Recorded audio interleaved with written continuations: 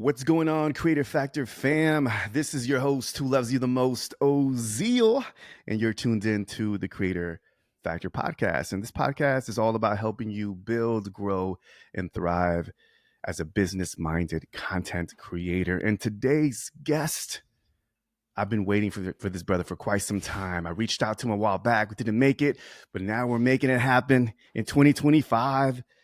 And he's been in the content game. He's been in the content game for over a decade, from running content teams to running his own business as a solo creative entrepreneur.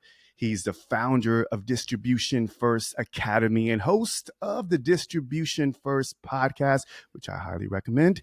You can also find his work and message of turning your content into an evergreen marketing machine at justinsimon.com. Is the site. Creator Factor fam, let's welcome to the show the master of the content remix, Justin Simon, in the building. Justin, how you feeling today, man? Dude, I'm pumped. This is gonna be super fun. Thanks again for having me on. Like, I forgot, man, we've been trying to get this going for months. So hey, you know what? New year, we're gonna kick it off. It's gonna be great. Making it happen, brother. Yep. You know, this is actually perfect timing, Justin, because I remember, every year I do the one word theme at the beginning of the year, and I'm like, simplification. Ozeal, we got to simplify what you do. 25. And I know a lot of content creators who are watching or listening can relate to especially being a solo creator, as you know, just wearing all the hats, doing all the things, trying to be everywhere, and trying to just make sure that you're avoid creative burnout, and you're doing all the things. And simplifying sometimes is what we need to do, right? And but before we get into the simplification of things, man, I'm curious to know your early beginnings, man. How did you get into? You've been in content marketing, as I mentioned, 10 years. What was it about content marketing that really attracted you to this space? And yeah, let's start there. Share with us that story, man. Yeah, for sure. My journey is probably not unlike a lot of people who kind of meander into content, and the content world has changed so much in the last 10 or 15 years. I mean, when I started, I think Twitter and X and Facebook were just babies. Like, they were just like barely even functioning, and now they're full blown, like, news replacements for a lot of folks. And so just seeing, and YouTube was, not even, like, just barely this, thing that randomly, people posted on. It was not the juggernaut that it was today. And so for me, it was like blogging and SEO was like the core thing. Like, we're going to do content marketing, blog, and SEO to get as many people as we can back to our website and kind of play that game. And so did that for a lot of time, spent a lot of time working on websites. I've literally probably did every content marketing job imaginable, writing emails, writing social copy, writing ads, like, I've done every which way thing. And then just, it was kind of like finding where my best skill sets fit in, and how I could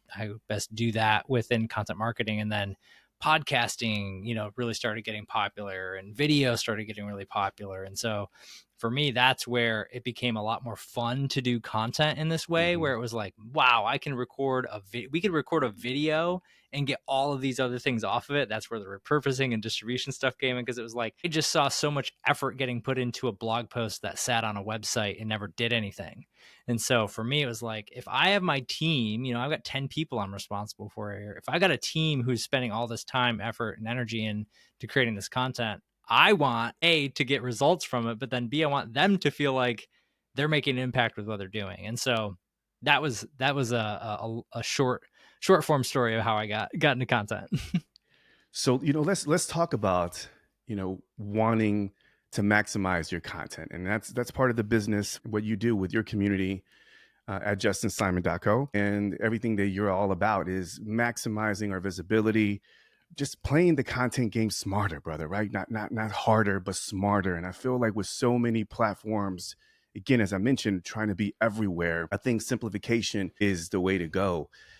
Talk to us a little bit about, what did you discover? What was it about content repurposing? I know you said you were working with a content team and you wanted to maximize results, but when was it when you first saw, like, okay, this remix thing is a strategy? Like, it's the thing that we need to go ahead and double down on because I'm seeing a lot of results. Was there a piece of content or something that really kind of had that aha moment where, like, all right, repurposing is something that we need to do to get more visibility? What was that time? Yeah. I mean, it probably started when I was running that team, and we were getting some results with like turning our traditional high-ranking SEO blog posts into YouTube versions and then cutting those up. So now we were double dipping, and where we might be getting, a certain particular blog post to rank, we were also now getting the video and the blog post to rank next to each other, just sort of dominating that search space. So that was like a glimmer of wow, we didn't create anything new.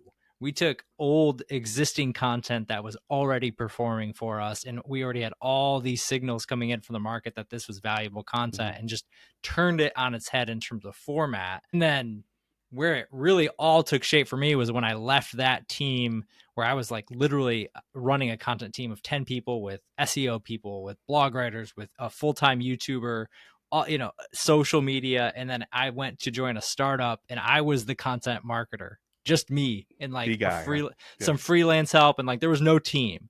And so I was like, okay, how do we get as much impact as we can out of that? And I had just come off of like starting a podcast and doing all these things. And so what we ended up doing was they had already had a big event that they were creating, a bunch of different guest speakers, a bunch of different people all lined up, all these sessions. And so what I did was I basically said, all right, I'm going to take the same similar playbook that I had when I was running a podcast, and I'm just going to do this with this event.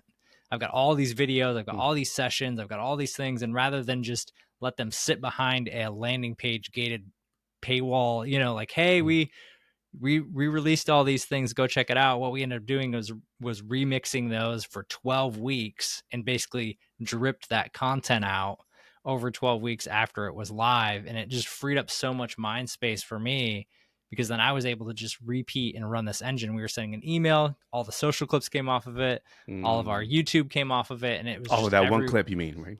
Off that one session. So we had 12 sessions. And so every week we were pulling 3 individual YouTube videos off of each session. We were pulling, 6 or 7 clips out of that. And so it's sort of like the perception of us creating all this content. But for me, it really wasn't anything new. And we ended up getting 4 months of content off of one event that we did. You see, that's what I'm talking about, man. Because, as you know, Justin, we get on this hamster wheel, and we believe that as solo creators, that high volume means high visibility. And what I'm hearing is that you're saying we don't have to do all that. I'm hearing is that the art of the remix, of repurposing the distribution first strategy, is about squeezing as much juice as you can from that one piece of content. So can you break it down for our audience? Just an example. So I release a podcast once a week. Can you use that as an example to see how we can use this to maximize that piece of content? Absolutely. And so for me, like the distribution first framework, like if you were to come into the community and start hanging out with us, take the course, do all that sort of thing, there's 4 phases. Okay, let's break it down. As far as building out a distribution first strategy. One is your foundational work, execution, optimization, and then maximization. So those are your 4 stages. So for you, if you've got a podcast as your, what I would call a core piece of content, like you've got this thing, like every company, every creator should have a core piece of content. For some people, they like to write. That's a newsletter. For some folks, that's podcasting. They like to do that. For some people, that might be a YouTube channel. It doesn't matter. But I would say pick one. One of the struggles is honestly people trying to do too many core channels. So they got all of these things they're trying to do. Not that you can't do it. And actually remixing makes it possible to do some of that. But pick one core thing. You've got your podcast, and then come up with your channels. What channels are you sharing this on? It can't be all of them. So pick 1 or 2. Are you going to do Instagram? Are you going to do LinkedIn? Are you going to do email? Or pick 1 or 2 and then just crush those 2 before you start expanding into like, I'm going to do 6 different things every single week, and I got to be everywhere, and I've got to be able to, I'm going to be omnipresent and do the Gary Vee thing. That's awesome, but you probably don't have Gary Vee's money or team behind you to be able to do that, right? Like Justin. I think like. And so we see like it's really hard, that side tangent is really hard, because we only see the results of other creators or other, like we don't see any of the behind the scenes that makes those things happen. So realistic, I call it a content floor. Realistic, what's your content floor every week? So I've got podcasts, that's my input floor. And then what are my outputs? So For me, I can say I have a weekly podcast, and then my floor for distribution is at 5 days a week on LinkedIn. I'm going to share something, Okay. and then I'm going to send an email newsletter every Saturday. Okay. And those 5 Typically, pieces of content, Justin, real quick, are those from the podcast content? typically they'll be from, it won't always be from that same episode, because Okay. at this point I've got so much of a backlog, but it's going to be probably podcast related. But I also give myself that flexibility in that room of like, if something's top of mind, but like, you know, I'm gonna say what I want to say, but like, I know from just a distribution standpoint, 5 days a week, Okay. 1 email a week, and then from there I can use the podcast to my advantage. There might be weeks where if I go to create that content, I just have a lot of ideas top of mind. I don't feel like even posting anything from the podcast. Or it might be I've got nothing, it's busy. All right, I've got these clips that I can pull and share. So, you know, because I think that's the other thing too, is like the audience doesn't know or care about your release schedule nearly as much as you do. And so like there's flexibility there, but I think from a distribution standpoint and executing, that's what I'm going to try to do, is figure out what is my content floor that I'm going to actually be able to be consistent on every single week. Okay. So from that one piece of content, you're saying, just to be clear, you're putting out, let's say, I mean, if even bare minimum, let's say for a new podcaster, they can pull pieces, ideas, whether it's, you know, sound clips, sound bites, or audiograms, just a mixture of different assets from that one piece of content, drip it out on one platform, 5 days a week.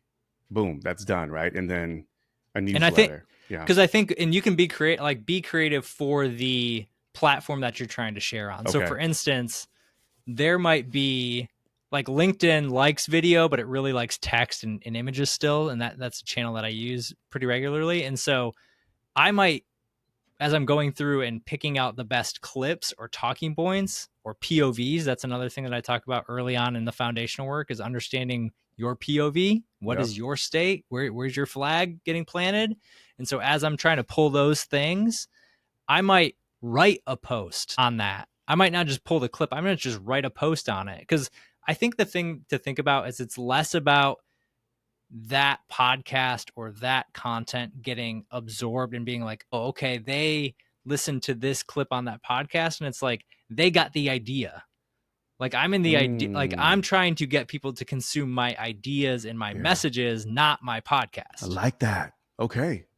So you're not just going out there being like, take a listen and watch, you know, watch my YouTube channel. Yeah, it's more of like, what's the core message? What's the core idea? And then squeezing the juice out, right? Figuring out, okay, what are different angles that I can bring my own POV into this, whether it's something the guest said or whatever. I like that. Yeah. And just knowing like most of these platforms are actively fighting against you. So I mentioned like in the early days of my content career, it was create content to bring people back to our website. Well, now all of these platforms, YouTube, LinkedIn, X, Facebook, they're the exact opposite. They're like, if you put a link, if you try to share people, we're actually going to like limit your reach.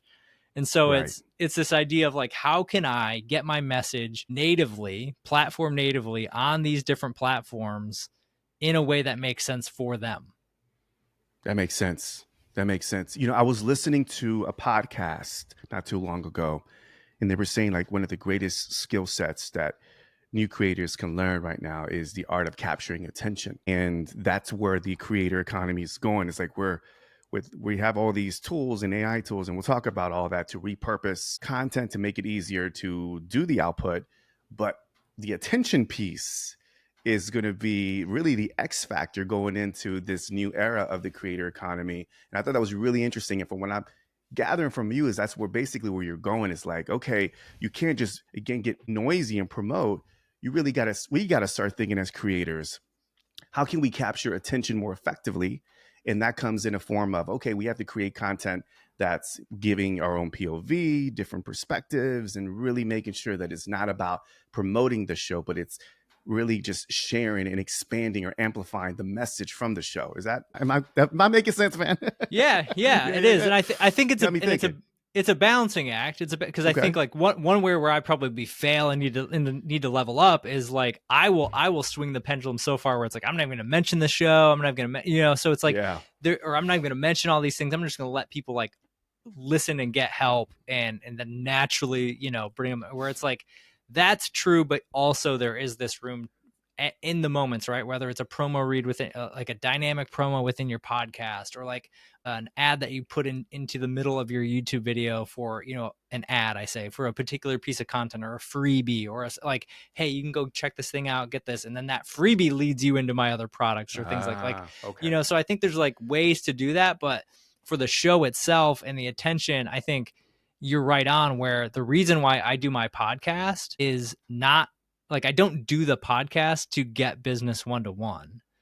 I do the podcast to educate the market on my take and the systems and the ideas, and help them, because there's like most of the traditional way of doing marketing and content marketing is overload. It is overwhelmed. It is hamster wheel. And so it's like, all right, there's an easier way to do this. Here's how you can do it.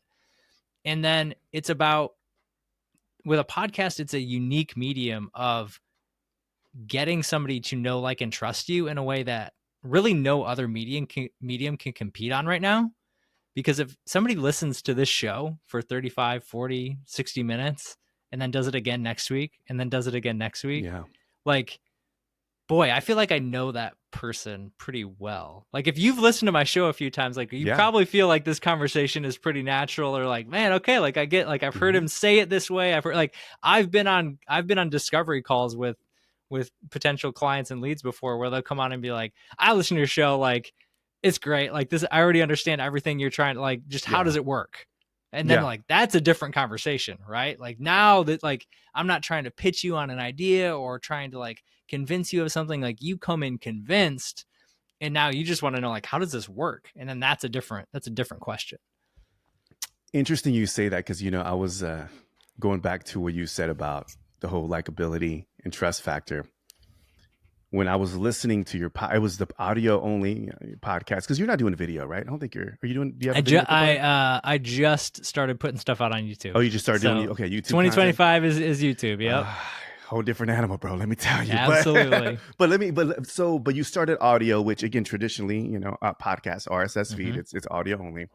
But it was something about, and I always argue, because lately there's this tug of war between, and again, I was just at a podcast conference recently, and there's like the OGs, the purists, saying, no, we got to protect RSS, and this is audio, and we can't, get into the video space because video is for YouTubers. And that's a whole different debate, right? But one of the things that I do appreciate, and definitely say that audio has over video, is that audio is the most intimate medium out there, for sure. Video, yes, I get it. It's an extension of your personality. People get to see you. That's a whole different vibe and different type of energy. But there's something about listening to someone's voice that you can actually hear their passion. You can hear who they are. It's like, you can't fake the funk with audio. It's really the realest, purest form of you as a content creator. So when I was listening to your podcast, Justin, I was like, man, like, I like the dude. Like, when I start this podcast, because I was listening, I'm like, I like his philosophy. I love his POV of distribution first. I'm going to reach out to him, and, we hear, and it's like, I felt like I've known you. So I feel like it's really interesting that I think I always challenge content creators, is that a podcast should be, or find a platform that allows you to really nurture and build that trust factor with your audience, and not use it to sell. So I'm glad that you mentioned that, man, because as an OG who's been in the podcasting space for 10 years, I'm glad that you don't look at podcasting as a selling platform, more as this is an ecosystem. We're here. I'm going to bring you into our room, and we're going to hang out for a week, every hour, and we're just going to get to know each other. I love that, dude. So thank you for bringing that up, man. That got me excited there. Yeah. I mean, it's so underrated, where folks, we're, as a society, right? Like, we all want the 6-minute abs. We all want the like instant, like, listen to my podcast, like, listen to one episode of this podcast and then buy my like 5-figure cert. Like, no, that is not how it's going to work. Right. Like, and so you just have to understand, get a better idea of the different if you're in the creator space in particular, like, what is a piece meant to sell? What is a piece meant to educate? What is a piece meant to help? Content, there's all types of content. An email could be a top of funnel, helpful newsletter. It also could be a straight up, I've got this to sell. Come in, we're open, ready to go. now's the time, right? And both of those are valuable and necessary, but you just have to balance, there's that balance between those. Yeah, I'm glad you mentioned balance, because I was going to ask you, like, how do you balance like creativity with like data-driven strategies in content marketing? Because you're a marketer, so I was curious to see what was that happy medium, that sweet spot between tracking analytics and then your content marketing strategy, and how you go about doing it. Yeah, it's a balance between quantitative and qualitative metrics. Okay. So I almost, maybe because I did it for years, like I almost never want to look at a keyword ever again of like what somebody's watching. Like, Yeah. It's funny you mentioned like, dabbling into YouTube. I'm like, I probably should look at like maybe what somebody's searching, even if even just from a helpful titling perspective. But with podcasting, it's because search is not sort of built into that model in that same way, and discoverability is kind of even a different thing. It's like, for me, how I approach it is what conversations are going to be interesting for me as a content marketer and that I can be genuinely curious about. And then hopefully that comes across to the audience in a way. And I'm trying to do it in a way that is around topics and ideas. So I just had somebody on about podcasting. We're going to talk about email. We're going to be talking about video. So all of these things that are centered around content marketing and distribution and where it's headed. But like, it really starts with a question for me of like, who can I have an interesting conversation with and just learn myself and hopefully help the audience learn along the way. What would you say is your biggest challenge currently as a content creator? Time and resource, it's the ultimate struggle, right? And like, so it's funny going to the new year, like winding down into last year, there's just a lot of like stuff going on. And I was like, am I even going to do this podcast? Like, it's so much work. Like, it's a lot of it's on me. I have a couple people helping me out, but it is a labor of love. Like I am, I think right below the 100th episode mark. So like we're almost right there, man. You right? can't stop. Like, Yeah, we're almost there, right? Yeah. And so, but it's a true labor of love. So for me, with creating and what's the hardest thing, it's like, how do you constantly, how are you able to stay creative and stay hungry in that way of like, why did I start this? Why was this fun? Because it's very easy after you get into this to be like, it is metrics driven. Oh, my downloads are not, I'm flat, or this is here, or that's there. Like, why isn't this? And so it's like, what could be interesting? What's the fun thing? That's honestly why I started looking into YouTube, because it was like, I just need something different. I need something different to start looking at how, and again, it could do nothing for this, but it's like, I just need something fun to look into and how I do this. And then the other thing is the time and the resource and because again, I've got this, I was telling somebody last week, like, right or wrong, like it's my choice. I have full control over it, but like, this is a weekly never ending show. Like it's not serialized. It's not built into seasons. It's not built into topics. It's like, Justin's going to show up every Tuesday or Wednesday into your, feed, and we're going to spit you out something. And so maybe that changes at some point, but I think just that, how can I make it fun? How can I make it helpful? And how can I actually make it? And this was something that I've actually just built out, is how can I make it truly, the core part of my content marketing engine again, and build everything out around that. It took I had to take a step back to be able to do that. So you're going to be getting into YouTube. Yeah, man, it's going to be wild. But that's exciting for you, man. I'm really, really looking forward to that, because again, you're crushing it. Again, we're going to make sure that you check out his Justin's LinkedIn page, because I feel like you're killing it there, man. You're active. And then I feel like with YouTube, because you're right, man, when it comes to just podcasting, and this just kind of side note is discoverability on podcasts, as it's hard to scale audio. You just can't. And I'll say, like, right or wrong, like, I'm approaching the YouTube journey not as a YouTuber. Okay. And again, rightfully or wrongfully, like, I'm going into it as like, I like the strategy. Okay, there are people. I had somebody told me this, who has built some of the biggest podcasts on YouTube in the world, and he told me, put your podcast on there, because there are people who will watch podcasts that will never listen to your podcast. And there are people who will listen to your podcast that will never watch your podcast. And so it's just like, I'm like, okay, like my goal is to expand the reach of this show, to allow people to watch it if they want to watch it, to not get crazy, to not get, anything wild with it, and to just give people another avenue to be able to consume the content. I think giving the audience options, like what we talked about with the messages, like you cannot go wrong if you give your audience an option. There are no like right or wrong reasons, but like for me, using a podcast as the core piece, I can do an audio, I can do a video, I can do clips, and I can do a written newsletter every single week. And so people are just constantly getting hit with these ideas in different formats in different ways. And then they get to choose how they want to decide to consume it. All of it, none of it, skip it, they choose. One of the topics that I went to, it was a different podcast conference, and I heard it over and over was, you have to meet your audience where they're at. And the reality is people are consuming audio, and there's the audio heads that will listen to your podcast, and then video, obviously discoverability. People will check out the video podcast.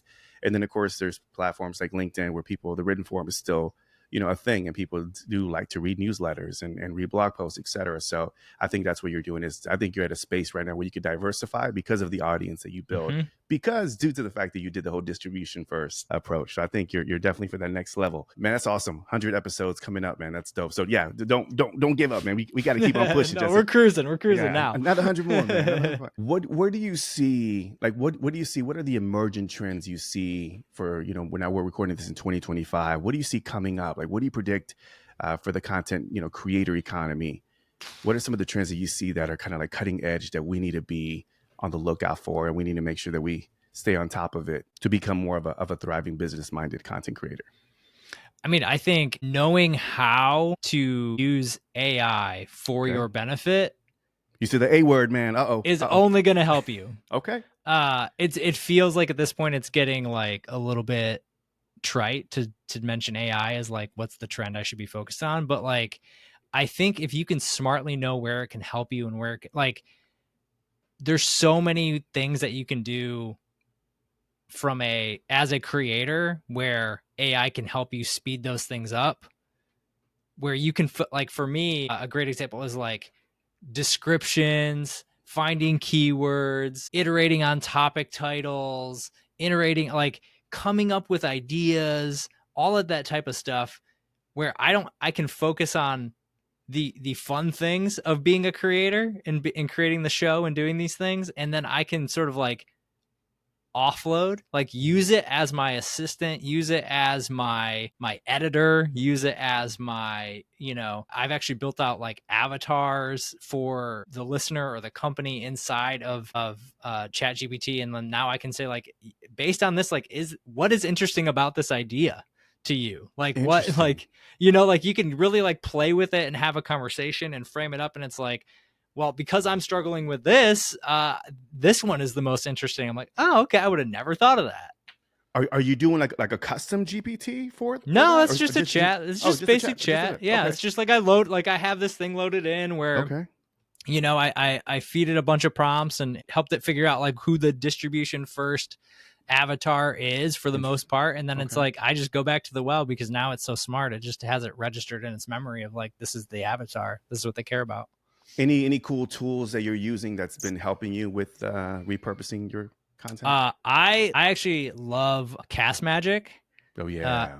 I love Cast Magic. It's a repurpose machine right there. It's a repurpose machine. It's like any AI tool. It's funny. I was rebuilding out a new way for it to kind of help me build the sections of my newsletters off of these podcasts. And I think like one of the things I'll say with Cast Magic, ChatGPT, whatever, like the more individualized you can get on things, the better. Rather than say like, write me a newsletter, like break down, reverse engineer the parts you want, and then go individually into those. So like, here's the type of intro I want to have. I want to have it with this and pull this detail out. And dude, I'll tell you what, like I spent 15 minutes doing that and it was like 1,000 times better than any intro I could have written. Wow. Yeah. Yeah. And it was 1,000 to 100,000 times better than if I said, write me a newsletter with a section that's this, and this. Yeah. That's where the magic happens, man, for sure. Yeah. I always tell like, in my business, I do a lot of consulting, and, one of the biggest challenges, because a lot of us, for creators, the majority of us, I mean, we're not, unless you went to school and you understand copywriting. A lot of us, we don't really understand like the importance of, again, once again, capturing attention and doing it through the written word and titles and all that, and these one-liners. And And I think it's one of those things where I think just right out the box, it could give you some pretty damn good titles right out the gate to make maybe a beginner sound amazing. And of course, you just craft it. And if you have an understanding of what good copy is, then that's even better, right? That's it. Yeah. Yeah, man. Yeah. Talk to us a little bit about, our audience. We're a lot of solo creators, business owners. A little bit about your work, man, because I know you have a membership and a community. Talk to us a little bit about what you've been doing. Obviously, you're putting out the content, but at justinsimon.co, like what are we trying to do here? And talk to us a little bit more about the business side and how you run things there. Yeah, my business is in this year in particular, my business is really sort of threefold. I'll say like bottom of my business is freebies, gifts, and I would say the podcast, YouTube, like content is the bottom, right? Like come in, I will give you as much stuff as I humanly can to help you do this. There's even like I mean, I've got a plan to really like give away honestly like as much advice as I possibly can, even frameworks, etc. And then if you want to implement it, like come into the community, come into the membership. There's a full course, all these templates, all of this stuff to take action on and be able to build these things out right from the get-go, and then have a community of folks who come together, help you get advice. We have monthly events, mini workshops every single month on different topics. Last year we had guests come in and gave like her full-on webinar playbook with a downloadable. So now like anybody in the community just come and like just steal this webinar playbook. Like you could do it tomorrow. Or different things like that. And then at the tippy top, it's like one-on-one consulting. And so from a business perspective, it's like I've got a bunch of free stuff to be able to help you out. If you want to spend a small amount of, honestly, like in comparison to what you get, I think it's like $80 a month or something like that. Like come on in, you can get all this stuff, one-on-one help from me, or, it's one-on-one consulting where we jam out on this stuff every single week. Let's talk about community building, man. I'm a huge advocate for community building. I host offline events, meetups for creatives. So I'm all about it, bro. Like I'm all about creators. And I love how creators now are embracing community even more, and other creators are searching for other people to be a part of. What have you learned, man, about starting your own membership, your community? Like, what is the value? Because some people are like kind of bought in, not all in. They're like, well, should I? But I'm seeing this wave now. Talk about the emerging trend. I'm seeing people now craving to be around other like-minded creators. Talk to us about the journey of building that membership, man. Yeah, it's a massive, massive learning curve. If I look at where I was a year ago, I was just getting started building out the membership. And V1, like it's already like we just had a major and I haven't even like really gone out and marketed it yet, but just had major shift with a rebrand from Distribution First to the Distribution First Academy, which is really, I guess, goes into my biggest learning with communities and memberships, which is the biggest thing I've learned is I think the accountability in the community is huge, but I think having a success path that people can go on together is the most important thing. So just getting people in and hanging out is one thing, but to plot you on a path and say, here's where I'm at, here's where I need help at in the context of the program is so massive. And that's really where I shifted with the academy is like, I had the rough frameworks built out and we would hit here and there on things, but now it's like you come in, here's the 3 milestones you need to execute on to get out of phase 1. If you haven't done this, and this, you're still in phase 1. In order to start executing and get into phase 2, you need to have your POVs, you need to have your channel set, and you need to know what themes you're going to be creating content around. Gotcha. So there's a clear roadmap as soon as you join. Clear roadmap to come in. Throw them into the fire and be like, all right, absolutely. Okay. Absolutely. And then being able, and honestly, like behind the scenes nitty gritty, it's like setting up proper onboarding, setting up proper like so people can be successful early on and be able to like. It's easy to have all this stuff, but then how do people know where to go and know where to interact and where am I at? It's a lot to build out a community and a membership. I think that it is a lot of work, but I also think it's like a lot less. Like I think one of the things I thought when I started was like, I'm gonna have to be like super active. I'm gonna have to create content every single week for these people. And one of the biggest learnings that I've had is like less content can be better because yeah, and you're the perfect man for that. Come on, Josh. yeah, because the Show more us. you put in, it's actually overwhelming. Yeah. And I've been in communities like this where there's so much stuff and it's like, dude, every time there's so many things and I go in there and now I'm overwhelmed and I feel behind. So like I'll never get caught up. So I'm out. Yeah. Yeah. So yeah, I'm it's nodding your valid. head as you say this if you see me, because I've been a part of those communities where it's like, all right, it's just way too much. I was like webinars and then courses, and I'm like, I'm out. I know the content's good, but I got to get out of here. Because I think people, and again, like with the simplicity, it's Yeah. sort of like practicing what I preach in that. But like my goal is for people to come in and like reverse engineer everything I'm doing online and be able to see like, oh, he's doing a lot. Like I'm telling you, like it's mostly just me over here.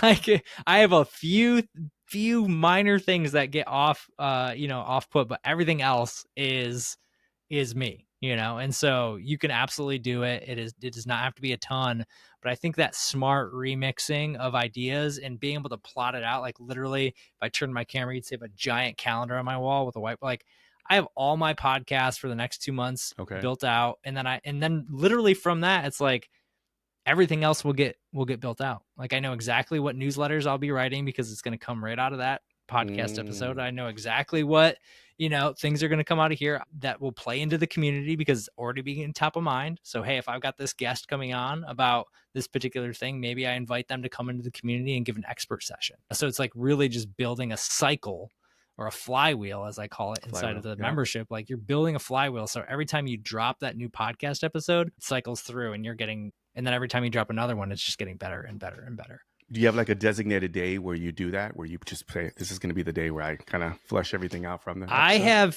If I look at it for January, like I tried to plan 6 to 8 episodes at a time, roughly. Okay. Of course, I had to get yeses from guests to understand, like, am I going to do a solo on this? But again, because I know what my core is. Podcast is my core. I'm not doing a bunch of other things at the core level. So if I plan that out and then I have my content floor of podcast goes out on Tuesdays, email goes out on Saturdays, 5 days a week on LinkedIn. I just have to fill in the bucket, fill in the gaps. Yeah, I love that. Okay.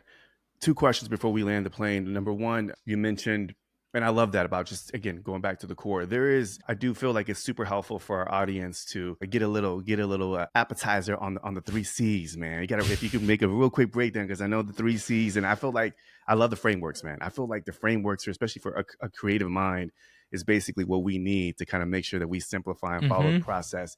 Break it down, man. 3 C's. Yeah, 3C content method, super easy. So core content is at the core of your strategy. That is your weekly rhythm. That is what you are going to produce at a consistent level throughout the year.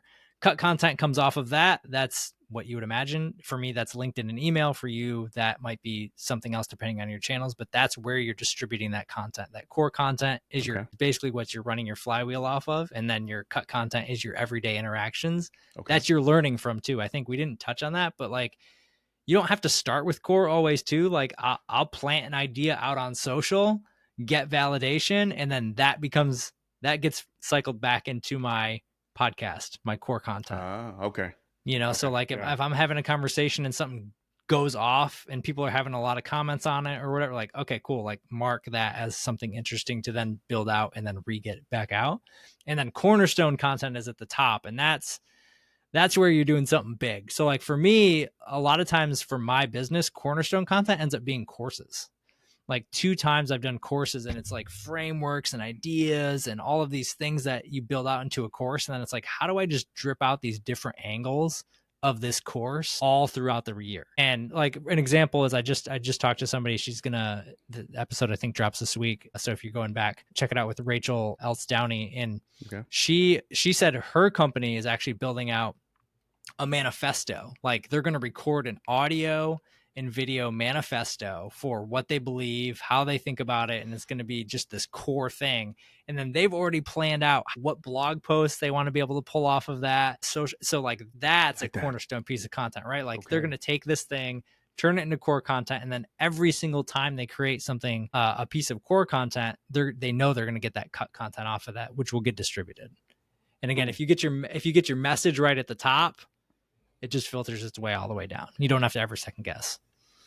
I'm gonna throw this one in there. When you mention message for creators out there saying, okay, I get the core message. Give us an example of what that message is. Is this distribution first? Let's say for podcasting, if I'm a podcast marketing guy, and if it's podcast marketing, is that my message, or are we talking about something else? So I think about it in terms of like themes. So a theme could be, I'll be a little bit hedgy here, but I would say at a most generalized area, it's guardrails to keep you on track over a given period, right? So a theme could be like, shoot, I've got this campaign that I'm going to run this month on this new service. All right, what does that service entail? What is what are the problems and pain points that service is solving? And then it's like, okay, cool. Now I'm going to use my core content. I'm going to use my podcast to do an episode on like 4 of those different pains. So I'm going to start seeding. Gotcha. I'm going to start seeding the market with these messages of, man, isn't it a really a pain when you do this or this part of it or whatever? And then it's like, hey, by the way, like I have this thing that solves that, right? So it's sort of seeding that in there. Really, it's like the small, for like a creator, it keeps you on track too, because like you can talk about anything, but it's not always helpful. So I think in terms of like what I always say, like how can you align it to your services? Like I worked with an accountant last year, and one of the things we did was basically align her core themes around her core services, because she had 3 different tiers that she helped with, and the top tier was way more in depth, and those people came in with a completely different problem than the bottom tier. So like understanding who you help and why, like knowing your audience, knowing what you solve, like all of those things, like that becomes your message. And then really it's your POV. So it's the, most people think X, I think Y because of my experiences. And what stories can you tell about your, like nobody has my experience of going from this content, maybe somebody does, but not in the same way, going to this content team of 10, joining as the solo content marketer and having to spin up 4 months worth of content over the net, out of one event. Like I did that. That's my experience. That's my experience with distribution and repurposing success.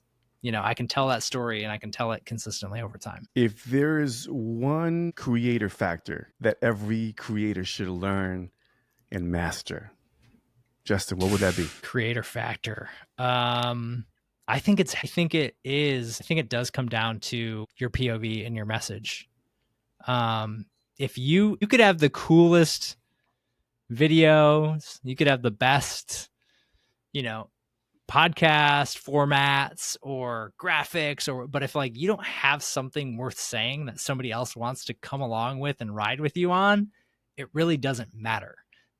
Everybody that you follow or like is taking a stance, and so you might have to reverse engineer to figure it out, but they've got a stance. If you look at a Gary Vee, if you look at a Mr. Beast, if you look at even my God, like Joe Rogan, king of podcasting, right? Like these people, they have something they stand for, or multiple things, and they just own it, and that's who they are. And they understand like there's going to be people that want to come along and ride, and there's going to be people like, I do not want to listen to that guy ever. I can't, like there are people who cannot stand Gary Vee, and there are people who love Gary Vee, right? But like Gary Vee isn't changing to make people like him. He is who he is.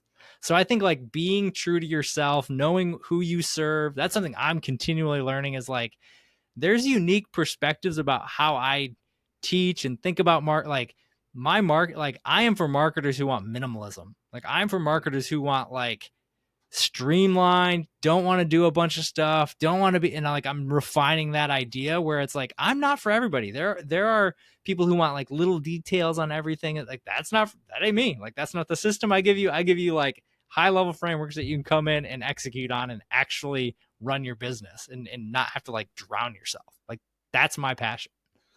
So my creators, don't drown yourself. Head over to justinsimon.co and head over and check out. Make sure you download there's a distribution first playbook for free. There is, yeah. So you can go there and on the website. And that breaks down all 4 of the phases inside the framework that we talk about. And if you're interested in the actual membership itself, it's distributionfirst.club. Okay. You can come check it out. Everything's in there. It's open right now. It'll probably close within the next couple of weeks. But if somebody's listening to this and wants to join in, like come on and join in or join the wait list. Okay. And we'd love to have you.